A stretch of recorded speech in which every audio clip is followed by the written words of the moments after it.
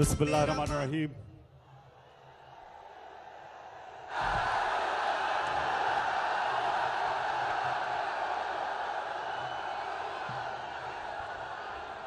इय्याका नअबुदु व इय्याका नस्तईन। सबसे पहले कमालिया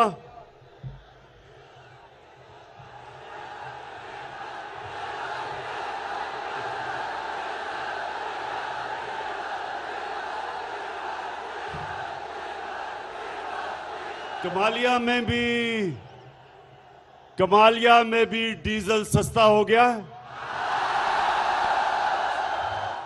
बड़ा पैसा खर्च किया हमने डीजल और पेट्रोल को सस्ता करना। तो मैं सबसे पहले जनाब रियाज फतेहाना साहब आपको आज खराज तहसीन पेश करता हूं।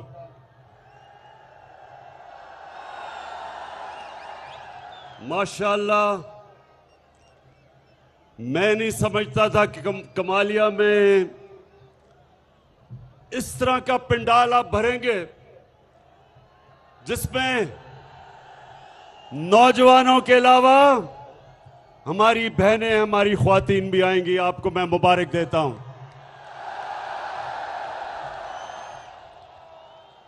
मैं अपने सारे मेंबर पार्लियामेंट, प्रोविंशियल और नेशनल असेंबली के, मैं अपने चीफ मिनिस्टर उस्मान बुज़दार आपको, गवर्नर साहब, चौधरी सरवर आपको और मेरे जितने भी मोअज़्ज़ज़ मेहमान हैं, मैं सबको आज मुबारक देता हूं इस बड़े बड़े बड़े जलसे पे। अच्छा, मैं आज अपनी आपसे जो बातचीत है वो शुरू करता हूं शुक्रिया अदा करने के लिए। किसका शुक्रिया अदा करने के लिए? सबसे पहले आसिफ जरदारी, आपका शुक्रिया।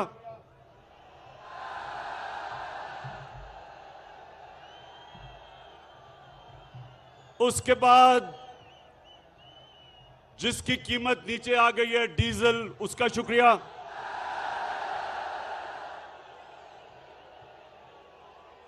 लेकिन सबसे ज्यादा मैं शुक्रिया अदा करना चाहता हूं जो पाकिस्तान का जूते पॉलिश करने वाला एक्सपर्ट, जूता देखता तो पॉलिश शुरू कर देता है, वो है मकसूद चपड़ासी वाला शहबाज शरीफ। मैं इन तीन का आज इसलिए शुक्रिया अदा करता हूं कि इन्होंने, इनकी शक्लें देख के लोगों को इतना खौफ आया कि ये फिर से वापस ना आ जाएं कि अल्लाह ने सारों के दिल मेरी तरफ मोड़ दिए। मैं आपका बहुत बहुत शुक्रिया अदा करता हूं।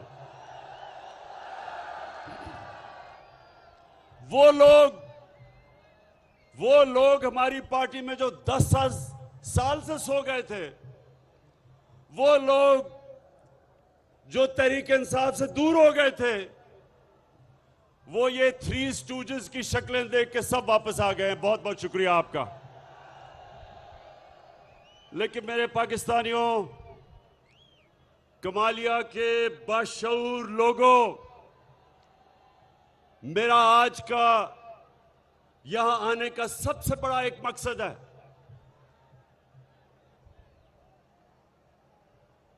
मैंने, नौजवानों, आप जरा मेरी बात गौर से आपने सुननी है कि मेरी जितनी उम्र है सारी दुनिया फिरा हूं मैं। कोई दुनिया का शायद ही मुल्क है जो मैं नहीं देखा।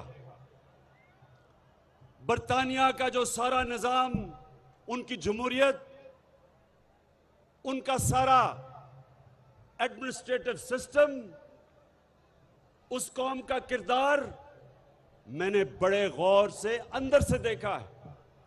शायद ही पाकिस्तान में, बल्कि कोई पाकिस्तान में सियासतदान है ही नहीं ऐसा जो इतना, जिसका गौर से और अंदरूनी मुताला बरतानिया के सिस्टम का जो मेरा है। तो मैं जो आपको नौजवानों, क्योंकि नौजवान आप इस मुल्क का मुस्तकबिल है, तो जो मैं आपको पैगाम देना चाहता हूं वो ये कि जब तक एक कौम अच्छे की और बुरे की तमीज नहीं करती, वो कौम मर जाती है। मौलाना रूमी से किसी ने पूछा कि मौलाना साहब एक कौम कैसे मरती है, तो मौलाना रूमी ने कहा कि दो दरख्तों की मिसाल दी, एक बहुत खूबसूरत दरख्त खुशबूदार और एक बड़ा बदसूरत दरख्त। कहता इन दोनों दरख्तों के अंदर जब एक कौम फर्क करना खत्म हो जाता है, यानी कि अच्छे और बुरे की कौम तमीज खत्म करती है, मर जाती है। जो वो माशरा मैंने अंदर से देखा है, नौजवानों, जो माशरा मैंने देखा है, अल्लाह का हुक्म है कुरान में, बार बार अल्लाह ने हुक्म दिया कुरान में, अमर बिल मारूफ। उसका हुक्म यह है कौम को, हुकूमत को नहीं। हुकूमत को उसने कहा कि कानून की बालादस्ती कायम करो, इंसाफ दो, फलाई रियासत बनाओ, इंसानियत का निजाम लेके आओ, जो आपका कमजोर तबका उसकी मदद करो। लेकिन अवाम को अल्लाह ने हुक्म दिया है कि तुम अच्छाई के साथ खड़े हो और बुराई के खिलाफ जहाद लड़ो। अल्लाह ने इंसानों को ये सुने नौजवानों, जब आप अच्छाई देखते हैं, बुराई देखते हैं माशरे में,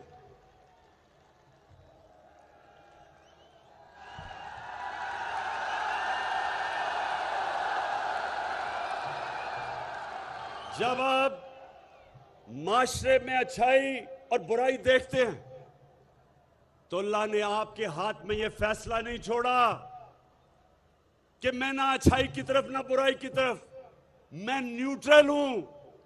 न्यूट्रल का उसने फैसला इंसान को नहीं दिया, या आप इधर हैं या उधर हैं। जब आप ये देखते हैं कि इस मुल्क के वो सबसे बड़े चोर जो 30 साल से इस मुल्क को लूट रहे हैं, जिनके ऊपर नैब में केसेस हैं, जिनमें से एक का नाम ले तो लोग डीजल डीजल क्यों शोर मचाते हैं।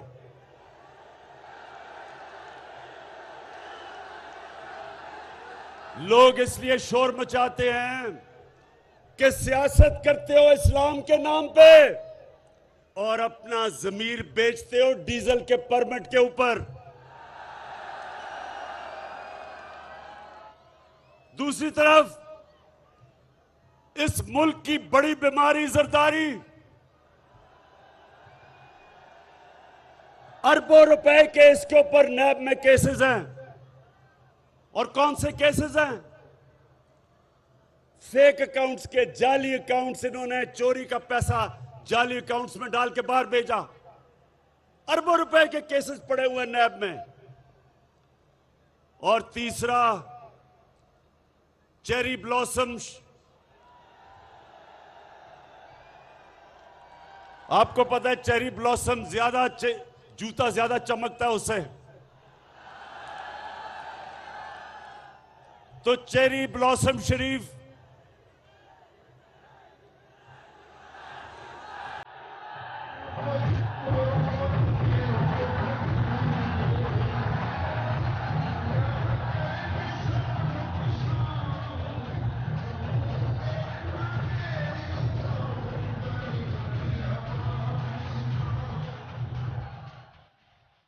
तो नौजवानों, अब शहबाज शरीफ का सुन लो।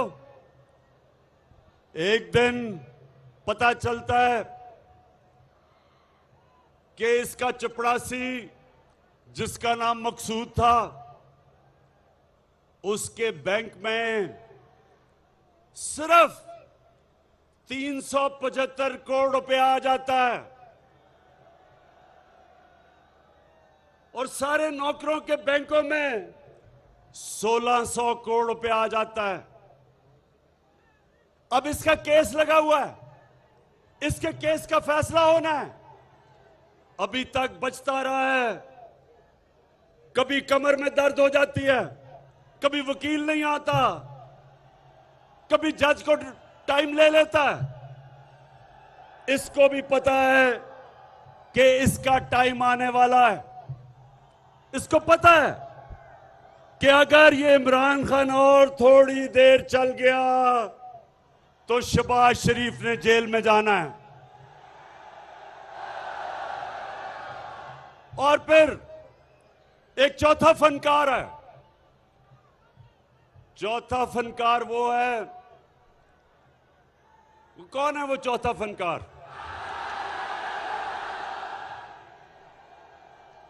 लंदन में बैठा हुआ है।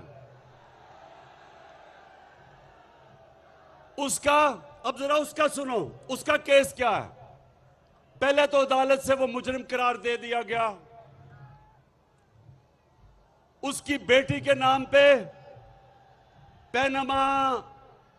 पैनमा पेपर के इंकशाफ में पता चला कि 4 बड़े बड़े अरबों रुपए के लंदन के सबसे महंगे इलाके में 4 बड़े बड़े महलात उसकी बेटी के नाम पे निकल आया। हमने तो नहीं निकाले, पैनमा पेपर के अंदर आ गया। अब उसका भी केस चल रहा है। तो ये सारे नैबज़दा इकट्ठे हुए, इन सारों ने मिलके कहा कि देखो, पहले तो हमने सोचा था कि इमरान खान अभी गया, जब हमारा मुल्क आए तो दिवालिया निकला हुआ था। सारों ने कहा कि तुम मुल्क को निकाल ही नहीं सकता। वो मुल्क निकल गया। फिर कोरोना आ गया। जब कोरोना आया,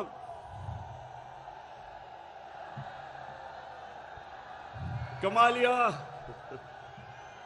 माशाल्लाह, बड़ा शऊर है आप में नौजवानों, बड़ा शऊर है। शहबाज शरीफ उस वक्त लंदन में बैठा हुआ था।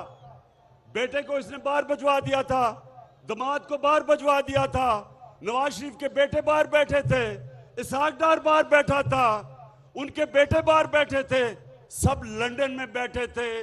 इस तरह लगता है कि ये ग्वाल मंडी में नहीं पैदा हुए, ये सारे लंदन में मलका क्वीन उसके घर में पैदा हुए हैं सारे। ये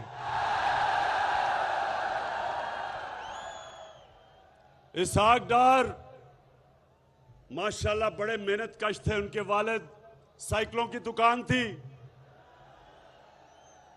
आज अगर आप उसका रहन सहन देखें और उसके बच्चों का, तो आपको पता चलेगा कि कितना पैसा इस मुल्क का ये लूट के बाहर लेके गए हैं। तो ये सारे इन्होंने मिलकर फैसला किया कि एक ही तरीका है, इमरान खान की हुकूमत गिराओ, इक्तदार में आओ, और सबसे पहला काम ये क्या करेंगे? क्या बैठे हैं, क्या काम करेंगे? नैब को खत्म करेंगे, अपने करप्शन केस खत्म करेंगे। पहले उन्होंने पूरी कोशिश की कि इमरान खान इनको एनआरओ दे देगा। मुशर्रफ ने इनको एनआरओ दे दिया। जितनी इन्होंने पहले जितनी करप्शन की थी वो सब माफ हो गई। इन्होंने फिर से आए 10 साल, दोनों हाथों से मुल्क को लूटा। केस इनके तब बने और जोर इमरान खान पे लगा रहे हैं कि अगर आपने अगर आपने हमें करप्शन केस माफ ना किए तो हम आपकी हुकूमत ही चलने देंगे। मैं बार बार ये 3 चूहों को पैगाम दे रहा हूं कि हुकूमत जानी तो मामूली चीज है, थ्री स्टूजेस चूहे तो बड़ी चूहो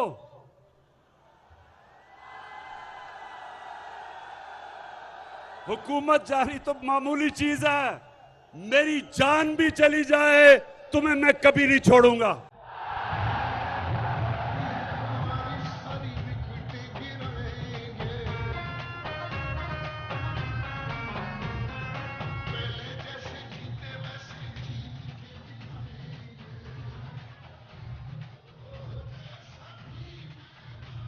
कमालिया तो इनकी कोशिश क्या है? इनकी कोशिश है कि ये हुकूमत गिराएं, इक्तदार में आए, नैब को खत्म करें, करप्शन केसेस खत्म हों, और जब ही करप्शन केसेस खत्म होंगे वो भगौड़ा जो लंदन बैठा है वो जल्दी जल्दी पाकिस्तान वापस आएगा। और वो वापस आके क्या करेगा? वो सबसे, ये सुन लो मेरी कौम, इसने करना क्या आके, ये नंबर वन चीज क्या करेगा आके, ये आते साथ ही पहले इलेक्शन कमीशन तो इसके कंट्रोल में है, अखबारों के अंदर पैसा चलाएगा, लिफाफा सहाफत इसने शुरू की थी जब ये पहली दफा चीफ मिनिस्टर बना, इसने मीडिया को पैसा चलाना है, इलेक्शन कमीशन पहले इसके साथ है, इसने उसके बाद सुन लो ये उसके बाद ये पाकिस्तान की अदलिया के ऊपर हमला करेगा, क्योंकि जो करप्ट आदमी होता है वो कभी आजाद अदलिया को चलने नहीं देगा। ये वाहिद जमहूरियत के अंदर ये पहली दफा हुआ होगा कि डंडों से इन्होंने सुप्रीम कोर्ट के ऊपर हमला किया और सजाद अली शाह को भगाया और फिर ब्रीफ केस दिए जजेस को। इसकी पुरानी आदत, ये सुने जरा, मैं नौजवानों आपको बताऊं, क्योंकि मैं तो नवाज शरीफ को तब जानता था जब बेचारा पूरी कोशिश कर रहा था क्रिकेट खेलने की, और जब क्रिकेट भी खेलता था मैं, और ये सब पता चलवा लें आप, ये जमखाना में क्रिकेट खेलता था, क्रिकेट भी खेलता था अपने अंपायर खड़े करके। एक अंपायर चीफ सेक्रेटरी होता था, दूसरा अंपायर लाहौर का कमिश्नर होता था, और उधर भी रोंदी मारता था, आउट हो जाता था अंपायर नॉट आउट दे देते थे। ये कभी कोई मैच अंपायर को मिला के नहीं खेला आज तक। उसके बाद इसने सहाफत पे पैसा चलाया, इसने जजेस खरीदे, इसने लाहौर के एलडीए के प्लॉट्स दे के जजेस को खरीदा, इसने छांगा मांगा की सियासत शुरू की, मेंबर ऑफ पार्लियामेंट की कीमत लगाई, उनको छांगा मांगा के रेस्ट हाउस में बंद किया, इसलिए बंद किया कि दूसरी तरफ भी बोली लग रही थी। यानी भेड़ बकरियों की तरह पहली दफा पाकिस्तान के सियासतदानों ने अपने आप को बेचना शुरू किया। ये नवाज शरीफ ने शुरू किया, तो ये अब आएगा, ये अदलिया के ऊपर हमला करेगा। अभी से ये अदलिया को तकसीम कर रहा है, अभी से सुप्रीम कोर्ट के अंदर जजेस को अपने साथ मिला रहा है। ये कभी आजाद अदलिया को चलने नहीं देगा, क्योंकि इसने अपने केसेस खत्म करने हैं। और फिर ये सुन लो, जो अगला हमला करेगा, ये इसका अगला हमला होगा पाकिस्तान की फौज के ऊपर। अभी तक जितने भी आर्मी चीफ आए हैं सबके साथ इसके इख्तलाफात हुए। खुद पहले आर्मी चीफ बनाता है, उससे इख्तलाफ क्यों होता है? अब मुझे बताओ नौजवानों, क्यों इसका आर्मी चीफ के साथ इख्तलाफ होते हैं? इसलिए कि आर्मी के पास जो एजेंसीज हैं उनको सबसे पहले पता चल जाता है इसकी चोरी का, और ये कंट्रोल करना चाहता है। बाकी इदारे कंट्रोल कर चुका होता है, फौज से इसको डर होता है, फिर इसकी पूरी कोशिश होती है फौज को कंट्रोल करने की, फिर इसका इख्तलाफ होते हैं आर्मी के चीफ के साथ, और फिर ये छुप छुप के पिछले दौर में नरेंद्र मोदी से मिल रहा था। बरकत दत्त अपनी किताब में लिखती है कि नेपाल में जनाब नरेंद्र मोदी और नवाज शरीफ छुप छुप के मिल रहे थे, जैसे कि कोई रोमांस चल रहा है इनके बीच में। और वहां वो लिखती है अपनी किताब में कि छुप के क्यों मिल रहे थे, क्योंकि नवाज शरीफ को अपनी फौज से डर लग रहा था। तो कमालिया और मेरे पाकिस्तान के लोग जो आप देख रहे हो, ये जो डॉन लीग्स थी वो क्या थी? हिंदुस्तान को पैगाम पहुंचा रहे जी कि मैं तो दोस्ती करना चाहता हूं, फौज नहीं मानती। उधर से जरदारी, उसने क्या किया? मेमो गेट क्या था? हुसैन हक्कानी उसका एम्बेसडर अमेरिकनों को कहता है कि जनाब आसिफ जरदारी को पाकिस्तानी फौज से बचा लो। ये हैं वो लोग जो अपने पैसे के गुलाम हैं। ये कभी आपके लिए आजाद फॉरेन पॉलिसी नहीं बना सकते। शहबाज शरीफ ने जब कहा कि पहले तो उसने कहा कि जी इमरान खान को यूरोपियन यूनियन के एम्बेसडर्स की तनकीद नहीं करनी चाहिए थी। क्यों नहीं करनी चाहिए थी शहबाज शरीफ? उन्होंने प्रोटोकॉल तोड़ा था। कभी भी एम्बेसडर्स इस तरह की स्टेटमेंट नहीं देते। और दूसरी चीज, जो यूरोपियन यूनियन की काउंसिल का प्रेसिडेंट, उसने मुझे कॉल किया। उसने कहा इमरान खान, हम तुम्हारी मदद चाहते हैं कि रूस की और जो यूक्रेन की लड़ाई है, तुम्हारी तरह के लीडर हम चाहते हैं जो बीच में पड़ के अमन लेके आए। शहबाज शरीफ जूते पॉलिश करने वालों को ये नहीं पूछते, लोग उनकी इज्जत नहीं करते। और फिर शहबाज शरीफ ने कहा एब्सोल्युटली नॉट, इमरान खान को नहीं कहना चाहिए था। बताएं आप, इमरान खान को कहना चाहिए था या नहीं? शहबाज शरीफ एब्सोल्युटली नॉट क्यों कहा था इमरान खान ने? क्योंकि हमने अमेरिका की जंग में शिरकत की, उनको अपने बेसेस दिए। उन्होंने यहां से जब जंग की अफगानिस्तान में, हम शरीक हो गए। 80,000 पाकिस्तानी उन्होंने अपनी जान की कुर्बानी दी। हमारा कबाली इलाका उजड़ गया। कभी पूछे कबाली इलाके के लोगों से कि उनके ऊपर किस किस्म की क़यामत आई? 35 लाख लोगों ने नकल मकानी की उस जंग में हमने जब शिरकत की। उन लोगों से पूछे जिन्होंने नकल मकानी की थी। ज़कात देने वाले एकदम ज़कात लेने वाले बन गए। $100 अरब से ज्यादा मुल्क को नुकसान हुआ। तो शहबाज शरीफ मुझे बताएं क्या मिला पाकिस्तान को? हमने जब उनकी जंग में शिरकत की, क्या मिला पाकिस्तान को? हमें बुरा भला कहा गया, हमें कहा तुम दोगले हो। अफगानिस्तान में जब जंग नहीं जीती गई, पाकिस्तान को जिम्मेदार ठहराया। मैं ये कभी नहीं कहता कि हम किसी से अपने ताल्लुकात खराब करें। मैं कभी नहीं कहता कि हम अमेरिका या यूरोपियन यूनियन से अपने ताल्लुकात खराब करें, बल्कि अच्छे करने चाहिए। लेकिन शहबाज शरीफ, मैं ये कहता हूं कि ताल्लुकात अच्छे करने में और उनके जूते पॉलिश करने में बड़ा फर्क है।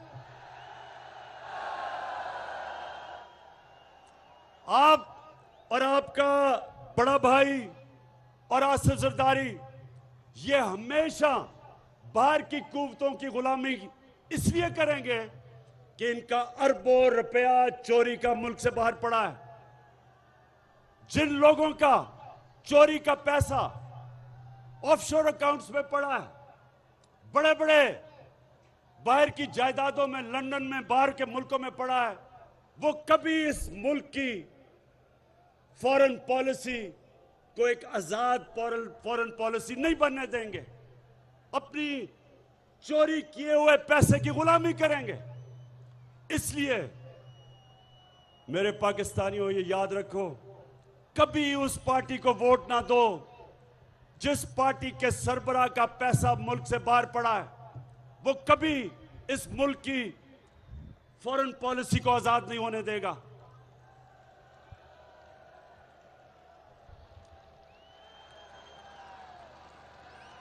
और दूसरी चीज, नौजवानों, अब दूसरी चीज, ये चोरों का डोला क्यों इकट्ठा हो गया? इनको खौफ आ गया कि कोरोना से भी पाकिस्तान सुरखरू होकर निकला, मैशत भी सही रास्ते पर निकल गई। हमारे किसानों के पास कभी भी इतना पैसा नहीं आया जो आज हमारे किसानों के पास आया है।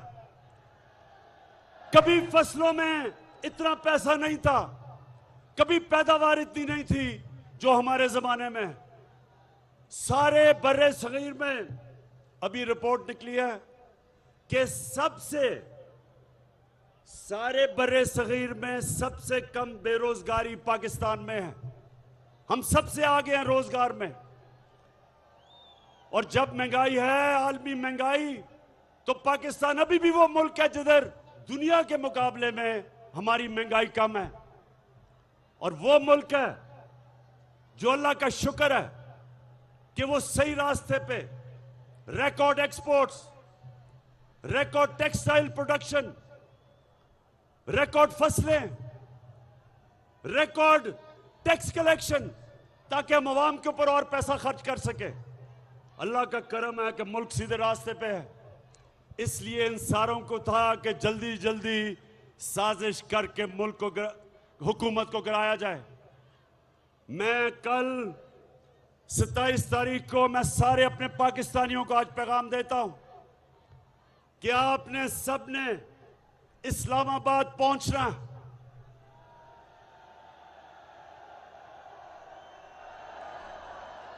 आप सबने इस्लामाबाद इसलिए पहुंचना है, अल्लाह का हुक्म है, अमर बिल मारूफ, कि जब आप देख रहे हैं कि हुकूमत को कैसे गिरा रहे हैं, 20 से 25 करोड़ रुपया हमारे एमएनएस को देके उनका जमीर खरीद रहे हैं खुलेआम।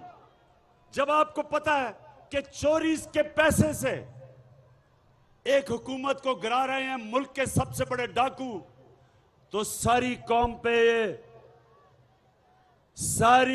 पे अल्लाह फर्ज कर देता है कि आप बुराई के खिलाफ खड़े हों, बदी के खिलाफ जहाद लड़े और अच्छाई के साथ खड़े हों, और उन लोगों के साथ खड़े हों जो आप समझते हैं कि इस मुल्क के अंदर इस चोरी और डकैती और डाकुओं और मुजरमों के खिलाफ जो जंग लड़ रहे हैं, सारी कौम पे फर्ज है कि वो हमारे साथ खड़े और इस्लामाबाद सब निकलें। और 27 तारीख को मैं अपनी सारी कौम को देखना चाहता हूं वहां, यानी कि कल जल्दी आना, क्योंकि ये पाकिस्तान में एक ऐसा फैसला कुन दिन होगा, ये एक ऐसा दिन होगा कि मैं आज आप सबके सामने पेशन गोई कर रहा हूं कि पाकिस्तान की तारीख का सबसे बड़ा अवाम का समुंदर निकलेगा राय हक के ऊपर खड़े होने के लिए और इन मुजरिमों को यह बताने के लिए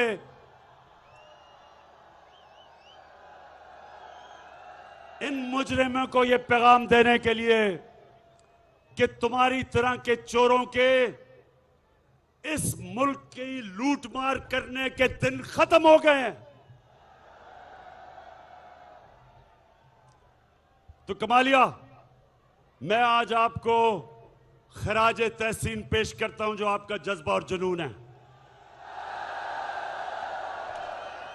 और आप सबने कोशिश करनी है, आप सबने कोशिश करनी है तारीख बनेगी इस्लामाबाद में इंशाल्लाह। कल कोशिश करना जल्दी आए, क्योंकि बहुत ज्यादा आवाम का समुंदर उस तरफ रास्ता करके पहुंच रहा होगा इस्लामाबाद में। और ये दिन होगा जब ये कौम जिंदा होगी। अल्लाह ने जो अमर बिल मारूफ हमें कहा हुआ है, उसके ऊपर अमल करना हमारी बेहतरी के लिए। जब कौम इस पे खड़ी होती है, कौम जिंदा हो जाती है। और जब कौम इन चोरों के खिलाफ अपनी आवाज बुलंद करती है, तो उस कौम में चोरी और बदी खत्म होती है, वो कौम ऊपर आती है। और वही कौम जब मदीना की रियासत में नबी सल्लल्लाहु अलैहि वसल्लम ने उन अरबों को जिनकी हैसियत कोई नहीं थी, उनको जब अमर बिल मारूफ के ऊपर खड़ा किया, तो उन्होंने सदियों तक दुनिया की इमामत की। तो कमालिया और जो भी पाकिस्तान में आज देख रहे हैं, मैं आज कल आपको परेड ग्राउंड इस्लामाबाद में देखना चाहता हूं, अमर बिल मारूफ के ऊपर खड़े होने के लिए। पाकिस्तान पाइंदाबाद।